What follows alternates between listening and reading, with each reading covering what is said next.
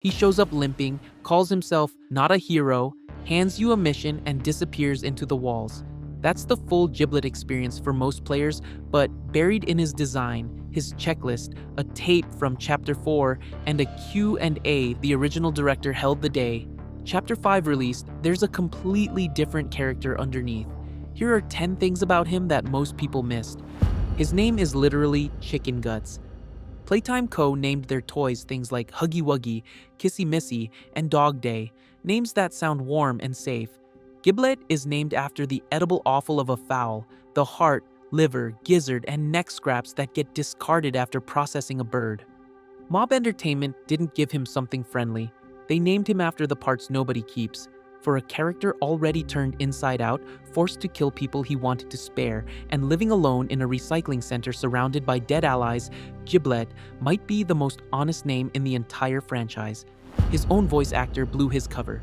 Mob Entertainment kept Giblet's existence almost completely hidden during the Chapter 5 ARG, with no official name and only one image buried inside a set of recovered ARG files. His name didn't come from Mob. It came from his own voice actor Elliot Schiff, who posted about his role on X before the game released, making Giblet the first Poppy Playtime character to have their name confirmed through an external source before launch. The character who built an entire spy network inside the prototype's ranks got exposed by his own side. Stand still long enough and he starts singing.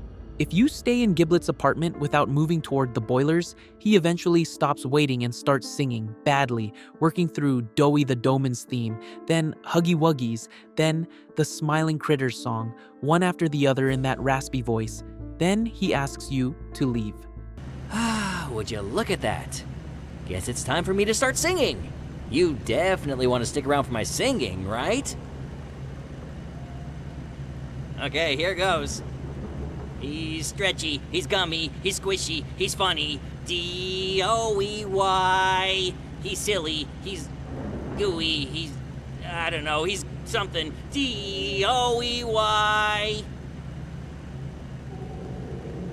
His name is Huggy. Huggy Wuggy. When he hugs you, he'll never stop. Yes, your friend Huggy. Huggy Wuggy. He'll squeeze you until you pop.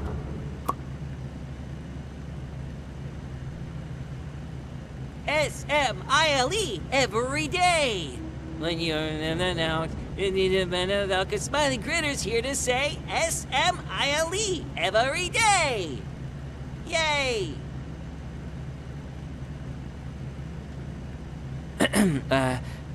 Please leave. The only dog that never turned on you. There are 3 dog-type characters in Poppy Playtime. PJ Pugapillar chases you down a slide in Chapter 2. Dog Day starts as an ally before getting possessed by ruined critters and becoming one of the most disturbing sequences in the series. Both end up as threats. Giblet is the only dog character in the franchise who stays on your side for the entire chapter, which matters in a game where that's basically never guaranteed. A cutout of who he was before. In Giblet's area, there's a cardboard cutout of his original design. Dark brown fur, pink limbs, no clothing, no eye patch, no cane. None of the damage he's carrying now. When Poppy sees him after the player escapes Lily Lovebraids and asks, "What did he do to you?" the question lands completely differently once you've seen that cutout. She knew him before. Whatever he was, this is what the prototype gave back. That Huggy Wuggy button isn't decoration. Giblet's frock coat has one detail that doesn't fit. A large Huggy Wuggy button pinned to the front. The game never explains where it came from or why it's there, but whatever the answer is, that button made it onto his coat and stayed there. There's no confirmed in-game explanation. Maybe it's respect, maybe it's grief, maybe it ended up there for a reason the game hasn't revealed yet. By the end of Chapter 5, when Giblet watches Huggy's fate play out, none of those readings feel wrong. His leg has been broken since at least 2001. Most players assume Giblet's cane came from the prototype turning him inside out, but the security feed tape from Chapter 4, dated February 9th, 2001, already shows a small toy with a leg injury working alongside Doughy the Doman. Giblet's own checklist in Chapter 5 confirms in the margins that he is toy number 2 from that tape. That puts his injury more than 2 decades before the events of Chapter 5, before you arrived, before anyone called him a resistance leader. Whatever the prototype did to him, the leg came first. I need some help here! Hey, watch the door! Watch the door! Right here. On the mattress. There you go, bud.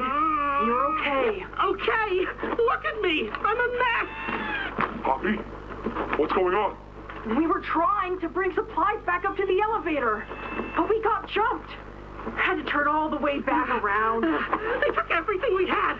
Right after one of them bit my leg! How is he, Doc?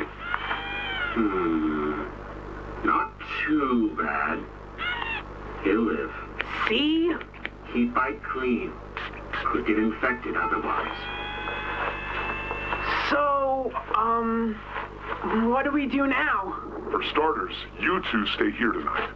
Let things settle down outside. I'll find more food for you to bring up to play care. When you're ready.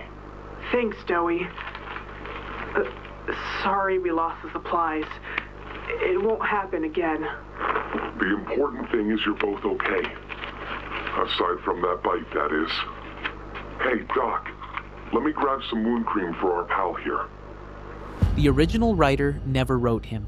When Chapter 5 released, Isaac Christopherson, the original director who left Mob Entertainment before the chapter was completed, held a public Q&A on X. Asked about the new characters, his answer was direct. Automals, Chum, and Giblet are brand new. They did not exist when I was there.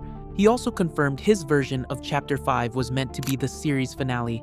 Giblet was invented after that original story was abandoned, which makes the depth of his lore, the security feed connection, the ties to Dowie, the debt list, all of it retrofitted into a story he was never supposed to be part of. There's a recording of him giving in. After the Hour of Joy, Giblet captured a group of survivors, warehouse workers with no connection to the experiments and no knowledge of Playcare. He told Bobby Bearhug they weren't a threat. Bobby told the prototype. The prototype told Giblet he had no choice. Giblet said he never wanted this. The prototype said they agreed to it and they would do it together. There's a tape of the moment Giblet stops arguing and complies. He spends all of Chapter 5 saying he's not a hero, and most players read that as modesty. It's not. He knows exactly what it sounds like when he runs out of reasons to say no. The debt he can never repay. In Giblet's checklist, every name has a note beside it, and most of them are crossed out with one-line comments. Dead, another one dead. The entry for Dowie the Doman just says, for that thing he did that one time, followed by, rest easy big guy. Cross-reference that with the security feed tape from Chapter 4, where toy number 2, confirmed to be Giblet, is seen injured and it's Dowie who takes care of him. Not a scientist, not a doctor. Giblet always knew Dowie's violent side was going to win eventually, mourned him anyway, and wrote rest easy in a checklist that was never meant for anyone to read.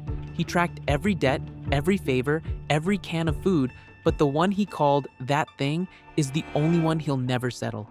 Dowie is gone, the player helped make that happen, and Giblet, who saw it coming, still pulled you out of the poppy gel after the prototype left you for dead and shocked you back to life with his cane.